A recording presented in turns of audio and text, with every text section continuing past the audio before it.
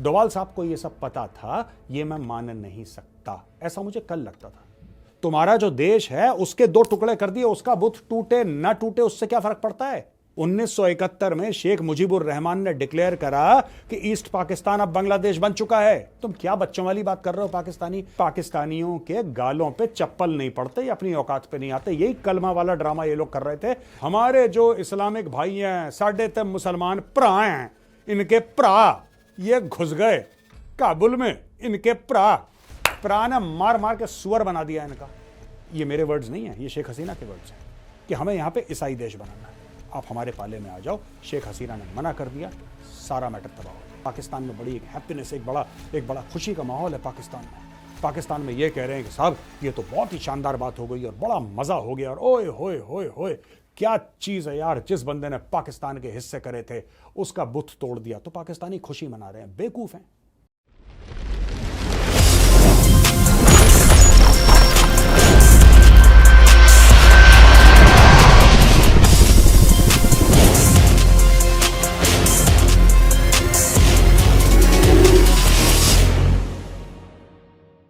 जय हिंद दोस्तों, मैं हूं गौरव आर्य और आप देख रहे थे चाणक्य डायलॉग्स। इस वीडियो को लाइक करिए, हमारे चैनल को सब्सक्राइब करिए, बेल आइकन दबाना बिल्कुल मत भूलिएगा। दोस्तों बड़ी विचित्र बात है, ये बड़ी अजीब सी बात है जो बांग्लादेश में हुआ। आज मैं आपको 4-5 पॉइंट बताता हूं कि अजीब सी बात क्यों है। बांग्लादेश की प्राइम मिनिस्टर जान बचा के भागती हैं क्योंकि भीड़ आ रही है उनको मारने के लिए। वो जाती हैं एक आइसोलेटेड एयरफील्ड में, एक हवाई पट्टी में। वहां से एक हेलीकॉप्टर उड़ता है और वो अगरतला में लैंड होता है। अगरतला में एक इंडियन एयरफोर्स का जहाज उनको मिलता है। जो इंडियन एयरफोर्स का जहाज वहां पे उनको मिलता है वो उनको लेकर आता है डायरेक्टली हिंडन एयरबेस, जो कि गाजियाबाद में है, यानी कि नोएडा के बिल्कुल बगल में। हिंडन एयरबेस में भारत के आने से अजीत डोवाल साहब प्राइम मिनिस्टर शेख हसीना से मिलते। अच्छा, प्राइम मिनिस्टर शेख हसीना से डोवाल साहब वहां पे क्यों मिले, पहली बात यह। दूसरी चीज ये, जब वो बांग्लादेश से भागी हैं वो फौज के हेलीकॉप्टर में भागी हैं। अगर फौज चाहती दोस्तों, बांग्लादेश की फौज चाहती तो उसको हेलीकॉप्टर ना देती और वहीं पे पकड़ लेती। फौज का उनको हेलीकॉप्टर देना, उस हेलीकॉप्टर की परमिशन भारत के एयर स्पेस में घुसने की और अगरतला में लैंड होने की और फिर वहां से जहाज उड़ के दिल्ली आने की और एनएसए के मिलने की, दोस्तों ये बात कुछ मुझे हजम नहीं हो रही। यही बात मैंने आपको ईरान के बारे में भी बोली थी, मुझे हजम नहीं हो रही है। वो बात 48 घंटे के बाद ठीक निकली। मैं फिर बता रहा हूं, मुझे हजम नहीं हो रही। भारत को कुछ ना कुछ तो पता था इस पूरे मैटर में, कुछ ना कुछ पता था यार। ऐसा हो नहीं सकता कि इंटरनेशनल बॉर्डर क्रॉस करके बांग्लादेश आर्मी का सिविलियन हेलीकॉप्टर, चलो एक बार हमने बात समझ ली, राइट।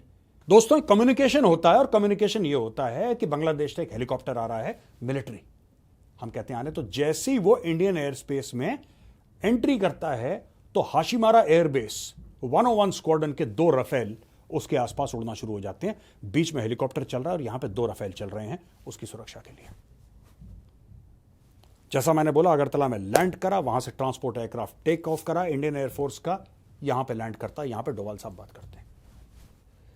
जैसी डोवाल साहब बात करते हैं 2 घंटे के अंदर कैबिनेट कमेटी ऑन सिक्योरिटी, जो कि हाईएस्ट डिसीजन मेकिंग बॉडी है सिक्योरिटी की, जिसमें प्रधानमंत्री स्वयं होते हैं, जिसमें प्रधानमंत्री हैं, जिसमें रक्षा मंत्री हैं, जिसमें फाइनेंस मिनिस्टर हैं, जिसमें एक्सटर्नल अफेयर्स मिनिस्टर हैं, ये सारे बड़े बड़े लोग यार, होम मिनिस्टर अमित शाह जी, सारे लोग बैठे हैं। अचानक वो मीटिंग हो जाती है। फिर दोस्तों अचानक एक खबर आती है कि Shri Daljit Singh Chaudhary, honourable DG BSF is already in West Bengal, ये पहुंच चुके हैं वेस्ट बंगाल। खबर आती है, ये नहीं कि वो जा रहे हैं, खबर ये आती है कि DG BSF is already in West Bengal. इतनी तेज ये काम कैसे हुआ यार? क्या भारत को यह पता था कि वहां पे तख्ता पलट होने वाला है? मैं यही सोच रहा था कि नहीं यार, ऐसा भारत को कैसे पता? अगर पता होता तो भारत कुछ करने की कम से कम कोशिश करता, सफल ना भी होता, कामयाब ना भी होता, कुछ कोशिश तो करता भारत। नहीं, ऐसा नहीं हो सकता कि इंडिया को, डोवाल साहब को यह सब पता था, यह मैं मान नहीं सकता। ऐसा मुझे कल लगता था। फिर खबर आई कि नहीं, Pranay Verma high commissioner, India का हाई कमिश्नर बांग्लादेश में जो ढाका में बैठते हैं, प्रणय वर्मा, वो चुपचाप मिले थे शेख हसीना से। भाई साहब, ये मामला बड़ा पेचीदा है। ये मामला वो नहीं है जो आप और हम समझ रहे हैं।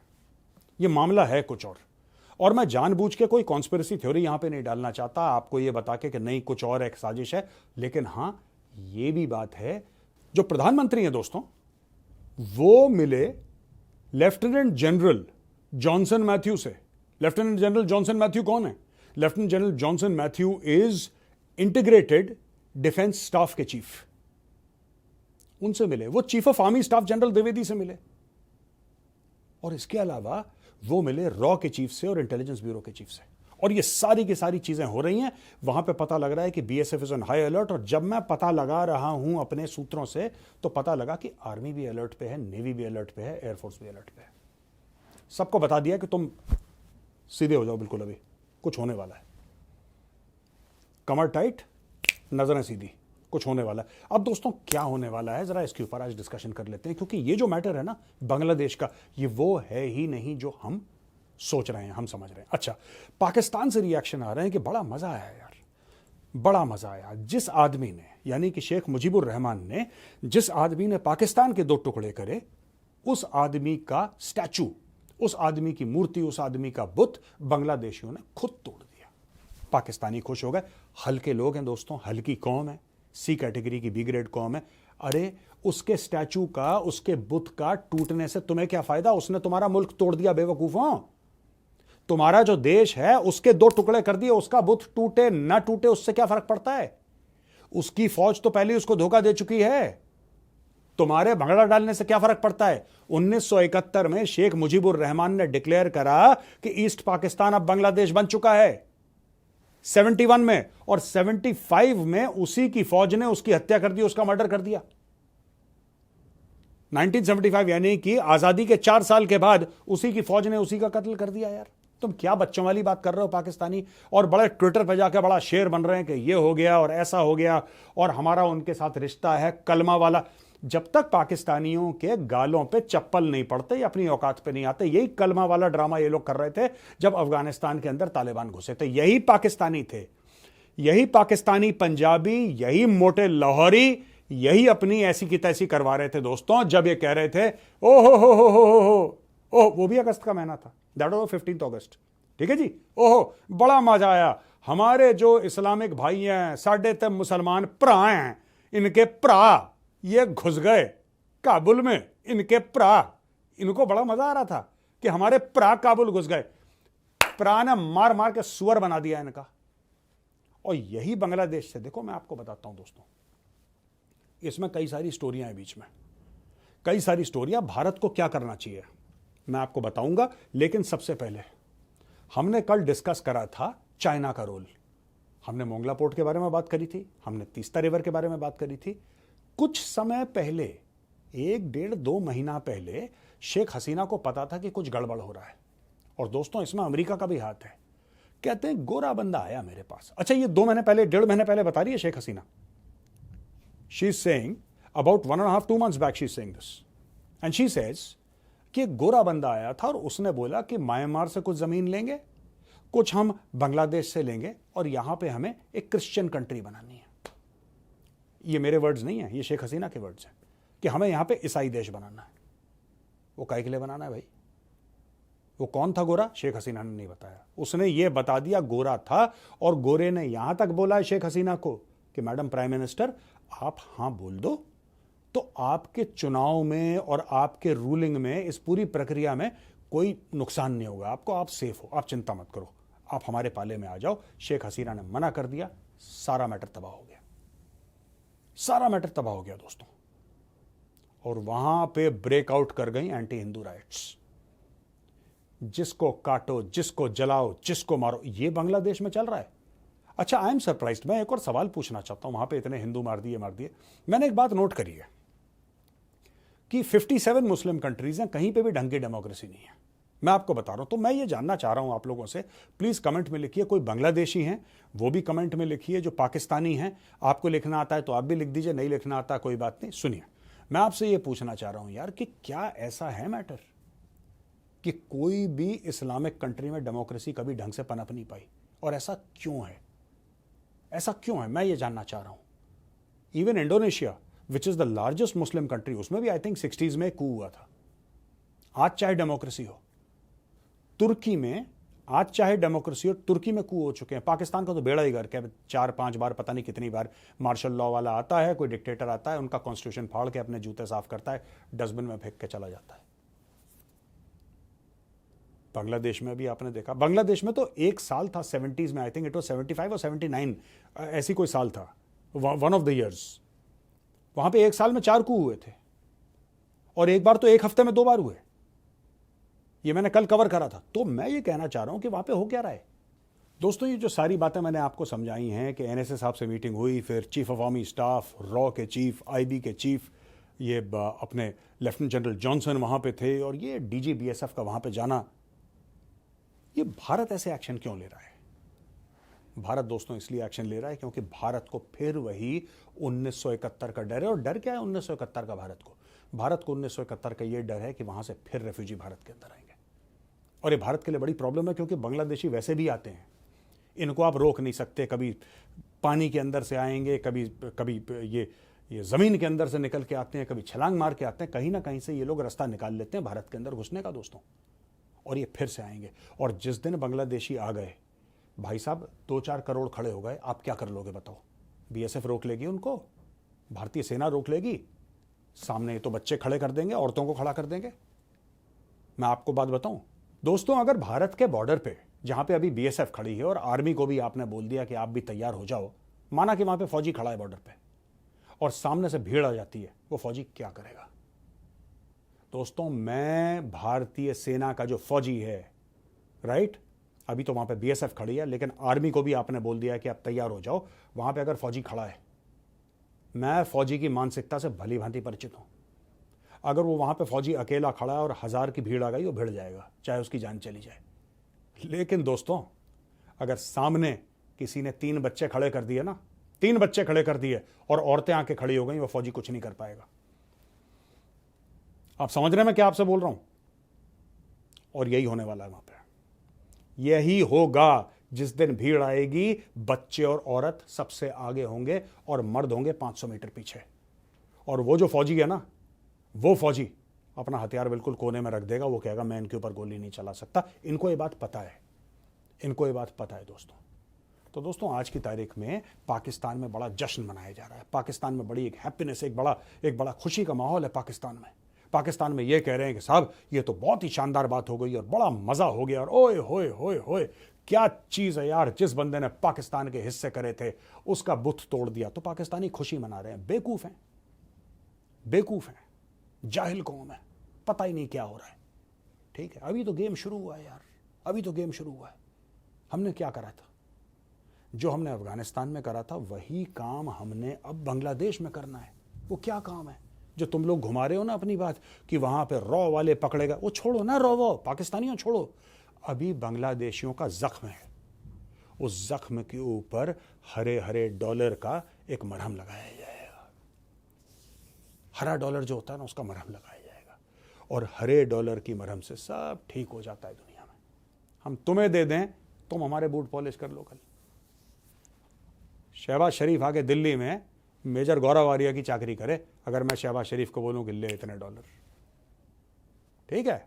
और बांग्लादेशियों का थोड़ा सा अलग मामला है। They are whatever differences of opinion I might have with the Bangladeshis, right, they are far far better than Pakistanis. अभी डॉलर का मरहम लगेगा, अभी पूरी बातचीत होगी, मैटर सेटल हो जाएगा। अफगानिस्तान का हो गया ना, ये भी सेटल हो जाएगा। अफगानिस्तान के साथ तो हमारा बॉर्डर ही नहीं है भाई, we don't have any border with Afghanistan yet.